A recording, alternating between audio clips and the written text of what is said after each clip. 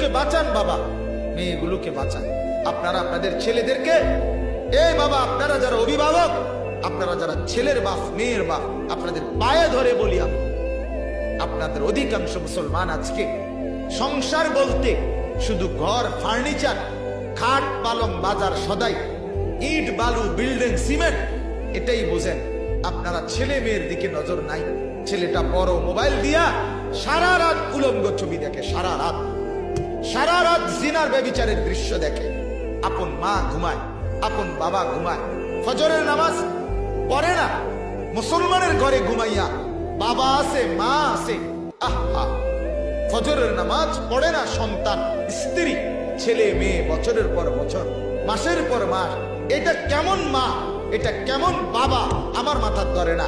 এটার ভিতরে আখিরাতের ন্যূনতম ভয় যদি থাকতো তো মার ঘুম হারাম হয়ে যাইতো, বাবার চোখ দিয়া পানি পড়তো। আহা, আমার ছেলে বেনামাজি, মেয়ে বেপর্দা, স্ত্রী নাফরমান, আমার জীবনের আছেটা কি?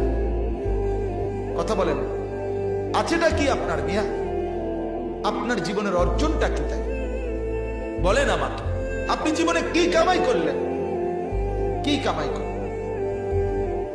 বলে হুজুর বলি তো, শুনে তো না। না না না বাপ, শুনে তো না, কোনো কথা নেই। আপনার গলার মধ্যে গাফলত। আপনি যুদ্ধ করবেন, যুদ্ধ, আপনি যুদ্ধ। স্ত্রীকে বলতেই হবে তুমি গুনাহ ছাড়ো, বেপরদেগি ছাড়ো, টেলিভিশন দেখা বন্ধ করো, নয়তো আমার দুনিয়া, আমার আখিরাত, আমার কবর, আমার হাসর বাঁচবে না, টিকবে না। আপনার মানুষ শয়তান থেকে। কেন? এটার প্রমাণ কি? হুজুর গানে দিন বলে এটার প্রমাণ হলো ওই আসল শয়তান যেটা আজান দিলে সরে যায়, আসল শয়তান যেটা আস্তাগফিরুল্লাহ পড়লে কিছুক্ষণ হলেও দূরে সরে যায়, আসল শয়তান যেটা নাউজুবিল্লাহ বললে, আউযুবিল্লাহি মিনাশ শাইতানির রাজিম বললে কিছুক্ষণের জন্য সরে যায়।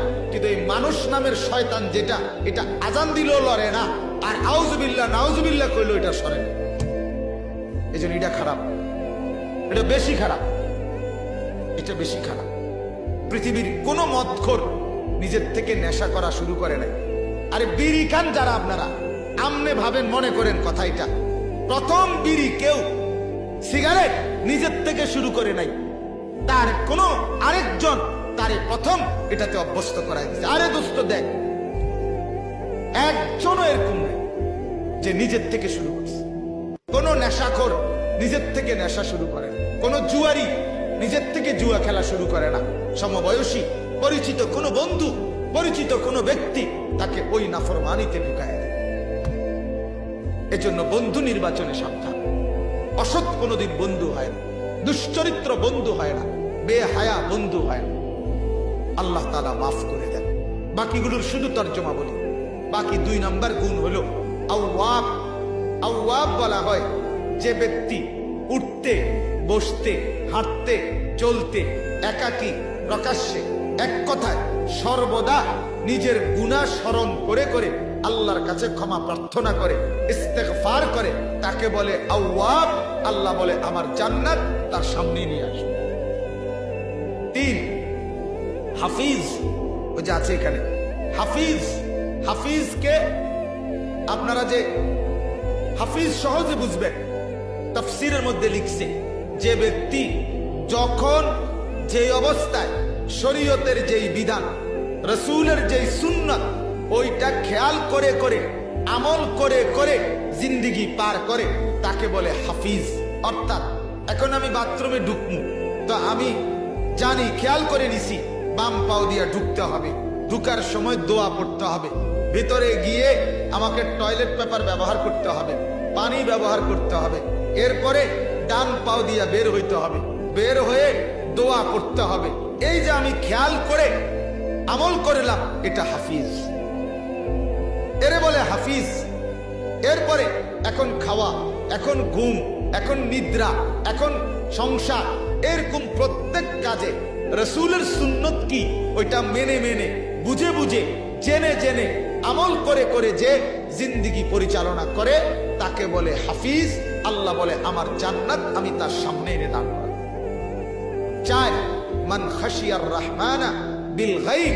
যে ব্যক্তি আমি আল্লাহ এবং আখিরাতের বিষয়গুলোকে না দেখেই ভয় করে, আমি আল্লাহকে দেখে নাই তবুও ভয় করে, আমার আল্লাহর আযাব আছে, আমার আল্লাহর শাস্তি আছে, আমার আল্লাহর জাহান্নাম আছে, আমার আল্লাহ তাআলা আমাকে শাস্তি দিবে, এই ভয় করে করে যে গুনাহ ছেড়ে দেয়, আল্লাহ তাআলা বলে আমার জান্নাত আমারকে ভয়কারী সেই বান্দাকে আমি সামনেই দেখাই।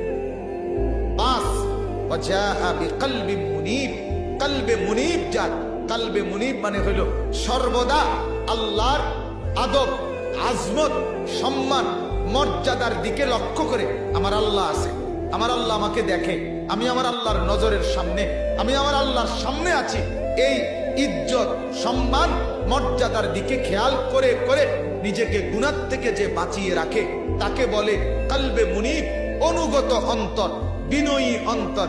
আল্লাহ বলে এমন বান্দার জন্য আমি আমার জান্নাত হাসরের ময়দানে নিয়ে আসবো। সবটি কথা মিলে একই কথা, অর্থাৎ যে গুনাহ করে না, যে আমল ছাড়ে না, যে সুন্নত মোতাবেক চলে, যে আল্লাহকে সর্বদা খেয়াল রাখে, এই কথা ঠিক কিনা বলেন? গুনাহ করা যাবে না, আমল ছাড়া যাবে না, সুন্নত মোতাবেক আমল করতে হবে, আল্লাহকে সর্বদা ভয় করতে হবে।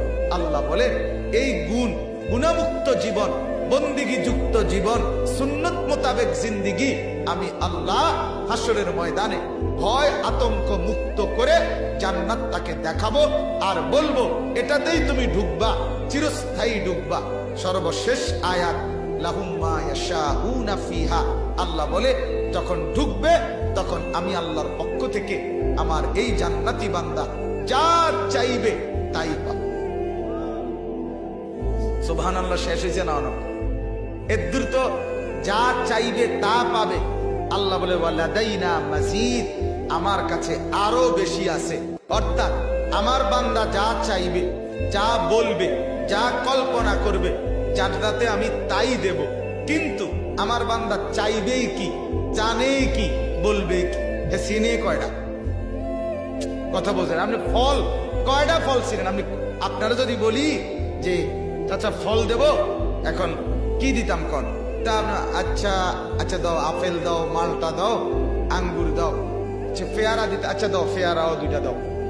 বড়ুই দিতাম নি চাচা, আচ্ছা দাও বড়ুই দাও। আর কিছু আর তো মনে হইতেছে না কি কইতে। তো আপনি চিনেন কি? আর আপনারা যদি বলে নাস্তা দিতাম, তা দেন নাস্তা দেন, তো কি দেবা? আচ্ছা দুইটা পেঁয়াজ দাও, দুইটা আলুর চপ, আর একটা বেগুনি, আর কয়টা বুট আর মুড়ি মিলাইয়া দাও। ঠিক না? মানে আপনি চিনেন কি, আমি চিনি কি? আল্লাহ তাআলা বলে বান্দা তো যা চাইবে তা দেবই, কিন্তু সে তো চিনে না সব। ওয়ালাদাইনা মাজিদ, আমার কাছে আরো কোটি কোটি কোটি কোটি নিয়ামত আছে, সেগুলো বান্দাকে দেব। এরপরে সব যখন দিবে তখন আল্লাহ তাআলা ফেরেশতাদেরকে বলবে। তাফসীরের মধ্যে লিখছে মাজিদের চূড়ান্ত তাফসীর হলো ফেরেশতাকে আল্লাহ বলবে, ও ফেরেশতা, এবার আমার জান্নাতি বান্দাকে বলো আমি সে যা চাইছিল তাও দিছি, সে যা বলছিল তাও দিছি, আমি আমার থেকেও কোটি কোটি আরো খাদ্য খাবার, অনেক নাজ ও নিয়ামত জান্নাতে দিছি, এখন তাকে বলো আর কিছু লাগবে কি? ফেরেশতা বলবে, হে আল্লাহর বান্দা জান্নাতি, আপনার আর কিছু লাগবে? জান্নাতি বান্দা বলবে, যা চেয়েছি তাও আছে, যা চাই নাই তাও আছে, আমি আর বলবো কি, চাইবো কি? চাওয়ার আর কিছুই নাই। ফেরেশতা বলবে, আল্লাহ আপনার বান্দা বলছে চাওয়ার আর কিছু নাই, আর কিছু নাই, কিছু চাইবে না। আল্লাহ তাআলা বলবে, ওয়ালাদাইনা মাজিদ, না না না, আমার কাছে আরো আছে, আরো আছে। কি সেটা?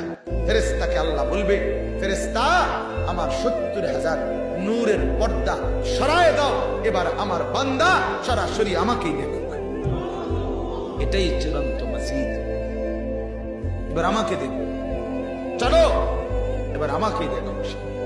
ওয়ালাদাইনা মাজিদ ইলা রাব্বিহা নাযিরা, এবার আমাকেই দেখো। 70,000 বছর এক টানা জান্নাতি বান্দা শুধু আল্লাহকেই দেখবে, মালিকের দিদারই নসিব করবে, জান্নাতের সমস্ত নিয়ামত ভুলে যাবে, কিচ্ছু লাগবে না, মাওলার দিদারের স্বাদ মজাই আলাদা লাগবে। কল্পনা এগুলো বাপ এগুলো কি রূপ